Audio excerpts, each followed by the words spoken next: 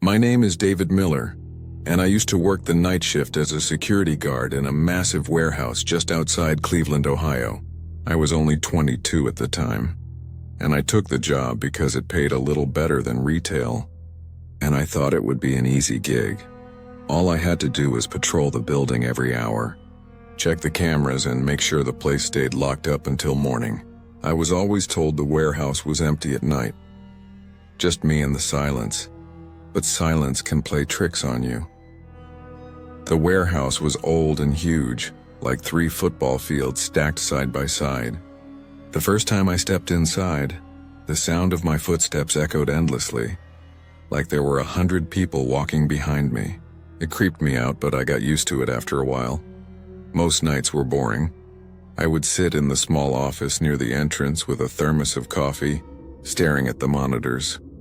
Rows and rows of shelves filled the place, pallets of boxed goods stacked to the ceiling.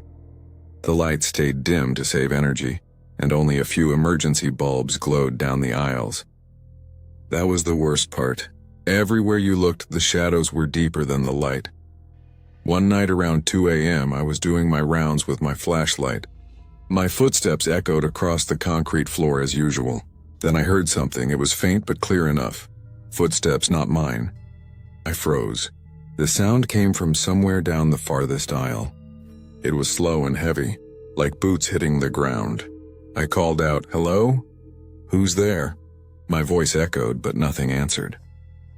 Thinking maybe it was a trespasser, I gripped my flashlight tighter and walked toward the sound. The aisle was long and stretched into darkness. My light cut across the shelves and boxes, but there was nothing at the end. The footsteps stopped.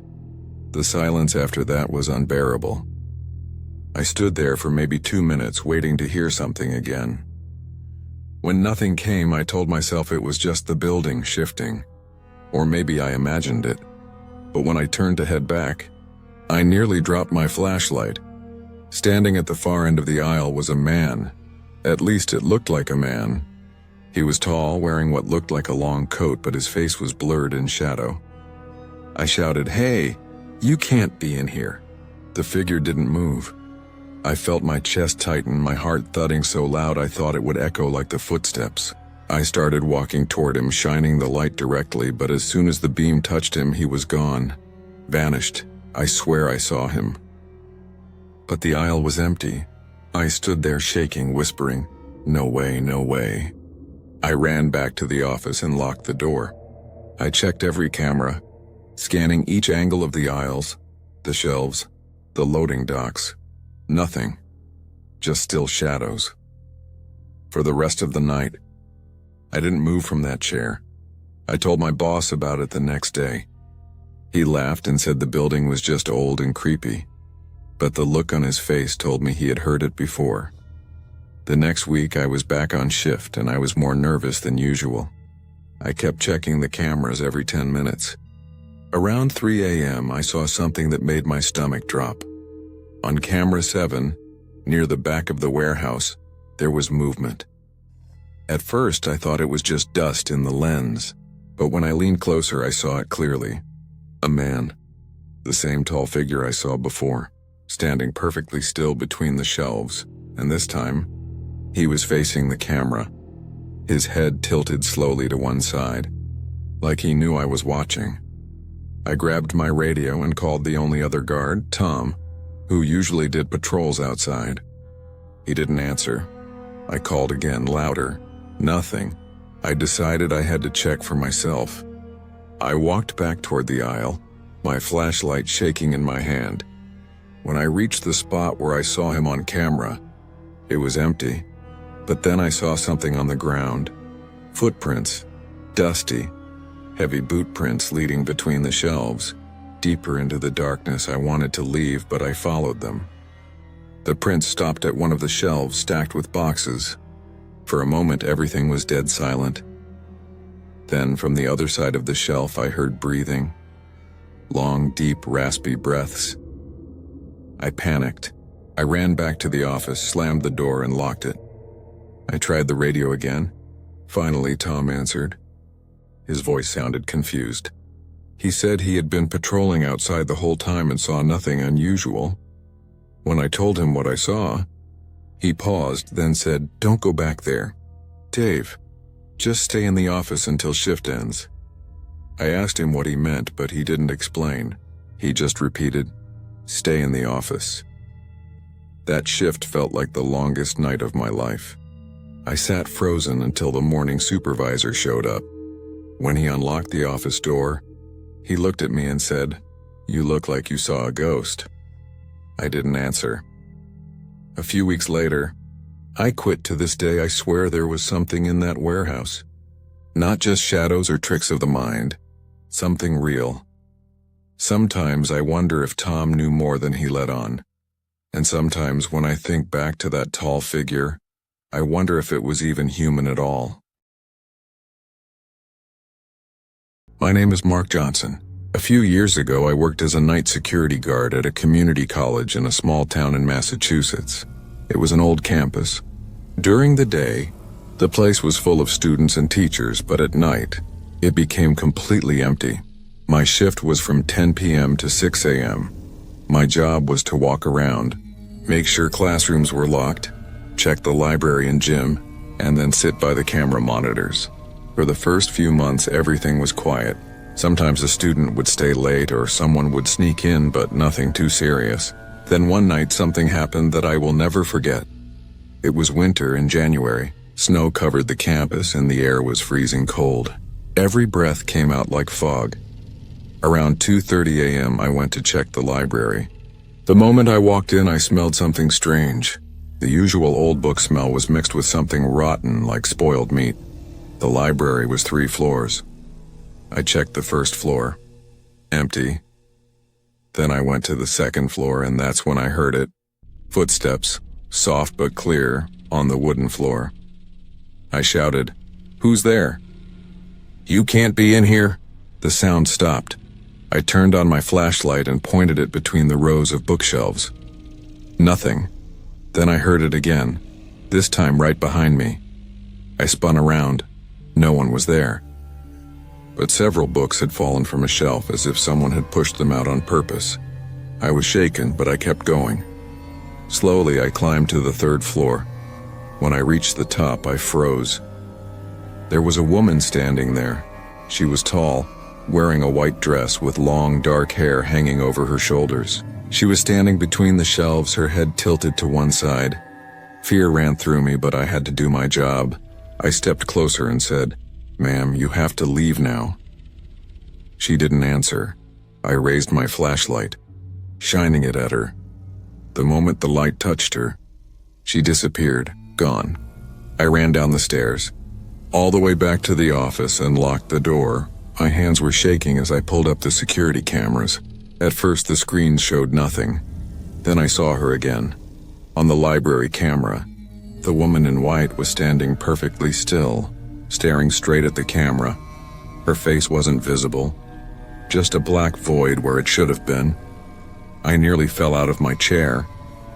I looked again and she was gone. I never worked another night there again. Months later, I met a former employee who told me the truth. The campus had been built on the site of an old hospital, and the library used to be the morgue, where dead bodies were stored.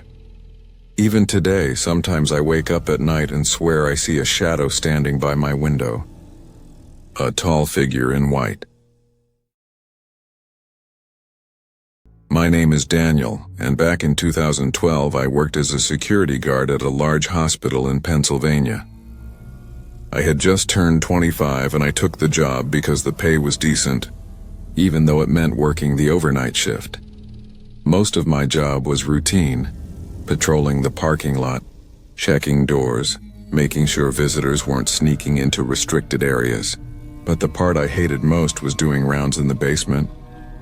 The hospital basement was massive, stretching under the entire building. Long hallways, flickering fluorescent lights, and doors that led to storage rooms, maintenance closets, and the old morgue. Some sections hadn't been used in years, but they still wanted us to check them every night. It always felt like I was being watched down there. One night, around 3 a.m., I was assigned to check the basement while my partner stayed in the control room watching the monitors. I swiped my badge and went down the elevator. The second the doors opened, that freezing, stale smell hit me. The lights buzzed overhead, some of them barely working. My footsteps echoed off the concrete walls as I started walking.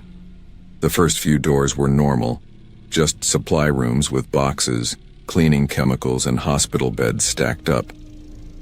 But when I reached the old morgue, something felt wrong. The morgue had been abandoned for almost 10 years. The door was always locked, but that night it was cracked open. Just slightly. I stopped, radioed my partner, and said, "Hey, did anyone go into the morgue today?" Doors open, static. Then his voice. "No one's been down there in months." "Are you sure?" "I'm looking at it right now," I said. "Don't go in," he replied quickly. "Just close it. I'll check the camera feed," but I was curious.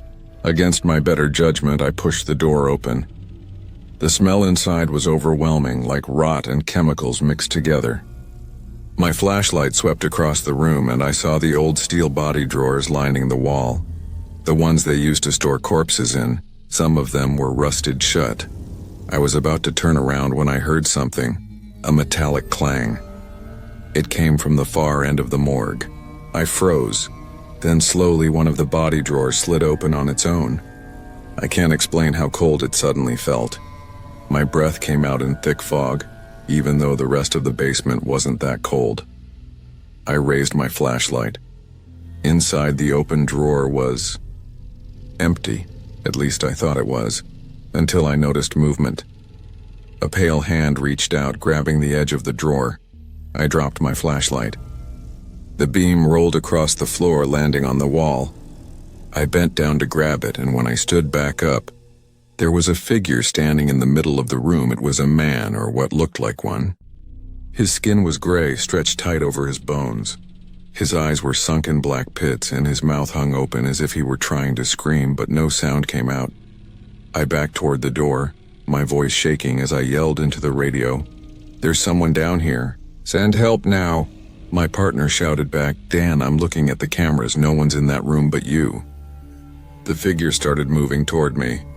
Not walking, not running, gliding, like his feet weren't even touching the floor. I bolted out of the morgue and slammed the door shut, sprinting down the hallway toward the elevator. I could hear the echo of something chasing me. Loud banging noises, like doors slamming open behind me one by one.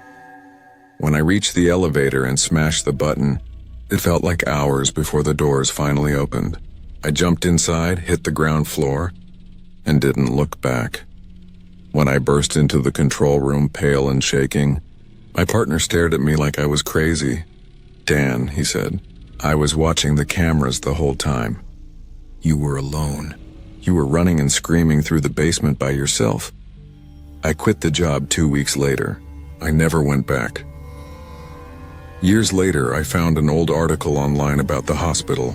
Back in the 1970s, there had been a fire in the basement. Several patients had died because they couldn't be evacuated in time. Their bodies were stored in the morgue until families claimed them. But according to the article, not all of them were claimed. Some were left there.